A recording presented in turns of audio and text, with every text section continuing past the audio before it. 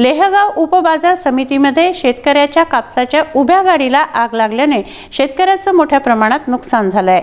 त्यामुळे इतर शेतकऱ्यांचा कापूस लवकरात लवकर मोजमाप करण्याची मागणी शेतकरी करत आहेत। मोर्शी तालुक्यातील लेहगाव उपबाजार समितीमध्ये शेतकऱ्याच्या कापसाच्या उभ्या गाडीने पेट घेतला, त्यामुळे हजारो रुपयांचं नुकसान झालं आहे। लेहगाव उपबाजार समितीमध्ये कापसाच्या गाड्यांची मोठ्या प्रमाणात आवक होत आहे। बैलगाड्या, ट्रॅक्टर, 407 अशा गाड्यांमध्ये शेतकरी आपला कापूस भरून आणत आहेत। शासनाच्या कापूस खरेदी प्रक्रियेमुळे शेतकऱ्यांना व्यापाऱ्यापेक्षा 54 ते 55 रुपये या भावाने फायदा होत असल्याने जवाहर जिनिंग लेहगाव येथे मोठ्या प्रमाणात शेतकरी कापूस नेत आहेत। तेथे ग्रेडर उंबरकर हे ग्रेडिंग करून शेतकऱ्यांना चांगला भाव देत आहेत। भिवापूर येथील शेतकरी गोपाल टवानी यांनी गाडी 407 मध्ये 40 क्विंटल कापूस भरला व लेहगाव उपबाजार समितीच्या आवारात गाडी उभी केली। गुरुवारी अचानक दुपारच्या दरम्यान या 407 गाडीला आग लागली, त्यामुळे गाडीतील हजारो रुपयांचा कापूस जळाला। कृषी उत्पन्न बाजार समितीचे संचालक संजय तट्टे यांनी मोर्शी नगर परिषदेला फोन करून अग्निशामक दलाची गाडी बोलवली व आग आटोक्यात आणली। शिरखेड पोलीस ठाण्याचे ठाणेदार केशव ठाकरे यांना घटनेची माहिती मिळताच त्यांनी ठाकरे यांच्या मार्गदर्शनात एपीआय स्वप्नील ठाकरे, श्यामसिंग सुंगडा, बलवंत टाके, राजेंद्र टेकाडे, मनोज टप्पे, रामेश्वर इंगोले, किरण लाकडे, संजय तिवंतकर, बाजार समितीचे सचिव लांबेस लिखितकर, उपबाजार समितीचे व्यवस्थापक राजेंद्र तायवाडे, जिल्हा परिषद सदस्य शरद मोहोळ व तिथे उपस्थित असलेल्या शेतकऱ्यांनी परिश्रम करून आग आटोक्यात आणली व पुढील अनर्थ टळला।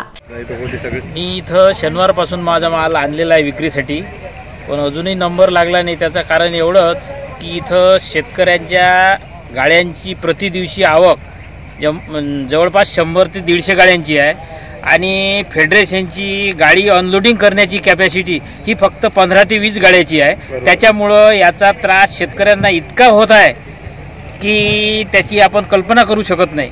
इतक्या अवेलना आहे की 4-4 दिवसापासून लोकांना बैलगाड्या आणल्या इथं, त्याच्या ढोरांना चाराने इथून 20 किलोमीटर लोक बैलगाड्यांना कापूस आणून राहिले, पण त्याच्या चाऱ्याची व्यवस्था नाही, त्याच्या खाण्याची व्यवस्था नाही। खाईन तर इथं हॉटेलात तर पैसे नाही खिशात कास्तकाराच्या।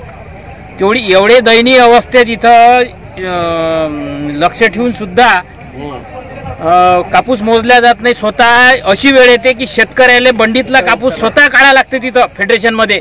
हमालाची व्यवस्था नाही आहे आणि हमाल मोजक्या टायमात काम करत असल्यामुळं बाकी वेळात गाड्या जर सोडल्या आपल्या खरेदी विक्रीवाल्यांनी तर तिकडे गाड्या खाली होत नाही। याच्यामुळं याची व्यवस्था होणं जरुरी आहे, नाही तर आज जी ही वेळ आली कापूस जळण्याची याच्यापेक्षाही, कारण आता टेम्परेचर वाढलं पुन्हा परत। जवाहर जिनिंगच्या पदाधिकाऱ्यांनी या घटनेची दखल घ्यावी व शेतकऱ्यांच्या कापसाची लवकरात लवकर मोजणी करावी अशी मागणी शेतकरी करत आहेत। इथे शेतकरी भरपूर आहे या एरियामध्ये, पण ज्या पद्धतीनं शेतकऱ्याचा कापूस मोजायला पाहिजे त्या पद्धतीनं फेडरेशन मोजत नाही, त्याच्यामुळे शेतकऱ्याचे हाल होत आहे, असा प्रकार घडत आहे। त्यासाठी मला असं वाटतं जबाबदार इथलं जिनिंग फेडरेशन आहे आणि शेतकऱ्याच्या जबाबदार तेच आहे। आणि गाड्यासुद्धा खाली होत नाही, मॅनपॉवर नाही, कुठल्या प्रकारे हमाल नाही, त्यामुळे शेतकरी असा सामोरा जावं लागत आहे। याला जबाबदार सर्वस्वी यंत्रणा आहे। आज जो हा बाजार समितीमध्ये कापूस जो पेटलेला आहे याचं महत्त्वाचं कारण म्हणजे हे आहे का जिनिंगमध्ये रोजच्या यंत्रणा कमी असल्यामुळे 25 ते 30 गाड्या मोजल्या जातात, त्यामुळे इथं गर्दी खूप वाढलेली आहे। शेतकऱ्याचे खूप हाल होत आहे। जिनिंगवाल्यांनी यंत्रणा वाढवून या कापूस तात्काळ मोजण्यात यावा ताबडतोब। आणि दुसरी महत्त्वाची गोष्ट म्हणजे इथं सगळी पाण्याची व्यवस्था आहे म्हणून हे आता विजवल्या गेली आहे, नाही तर आज भयंकर मोठं हे झालं असतं आज इथे। दत्तराज इंगळे, विदर्भ न्यूज, मोर्शी।